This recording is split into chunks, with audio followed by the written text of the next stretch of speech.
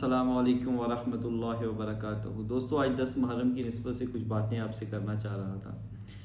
پہلی بات تو یہ ہے کہ 10 محرم کے موقع پہ اگر آپ کبھی اہل بیت سے محبت کا ذکر کرتے ہیں یا اہل بیت کی فضیلت کا ذکر کرتے ہیں تو آپ سوچتے ہیں کہ شاید آپ اہل تشیع ہو جائیں گے اور آپ کو لوگ شیعہ کہیں گے۔ تو خدا را اس گندگی کو اپنے ذہن سے نکال دیں۔ اہل بیت سے محبت کرنا، اہل بیت کی اس عقیدت رکھنا قطعاً اہل تشیع ہونا نہیں ہے۔ ہر مومن کو لازمی اہل بیت سے محبت رکھنی ہے، ان کی عقیدت کا اظہار کرنا ہے۔ دوسری بات یہ کہ جو لوگ اہل بیت کے لیے دل میں بغض بھر کے رکھتے ہیں ان کو بھی ضرور پہچانیے، اور وہ بظاہر سب یہ کہہ رہے تھے ہمارے دل میں بغض نہیں ہے، اور اگر آپ نے ان کا بغض کو اپنے دیکھنا چاہتے ہیں کہ ان کے دل میں کتنا بغض ہے تو کچھ بھی نہ کریں، ان کے سامنے اہل بیت کی عقیدت میں اور ان کی عظمت میں ایک حدیث پیش کر دیں۔ میں ایک مثال کے طور پہ سلسلۃ الصحیحہ کی ایک حدیث ہے 3579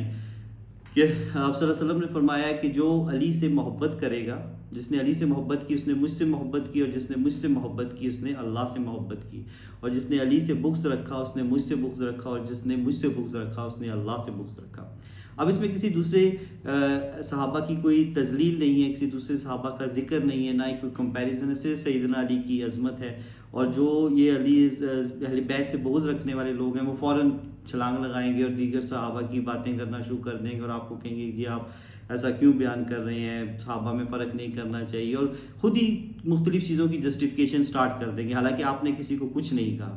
اگر آپ اسی طرح ترمذی کی حدیث ہے 3775 کہ حسین مجھ سے ہیں اور میں حسین سے ہوں، یا سیدنا حسین رضی اللہ تعالیٰ عنہ کی کوئی اور فضیلت بیان کریں گے تو وہ آٹومیٹکلی کودیں گے اور وہ یزید کی جسٹیفیکیشن دینا شروع کر دیں گے۔ مثلا آپ نے کسی کو کچھ نہیں کہا، کچھ آپ سے بات نہیں کرے، اب صرف اہل بیت کی محبت کا اظہار کر رہے ہیں تو وہ آٹومیٹکلی، کیونکہ دلوں میں بغض اتنا بھرا ہوتا ہے کہ وہ اس بغض کو روک نہیں پاتے، وہ فوراً میدان میں کودیں گے اور طرح طرح کی جسٹیفیکیشنیں دینا شروع کر دیں گے۔ تو اللہ کے لیے ایسے لوگوں سے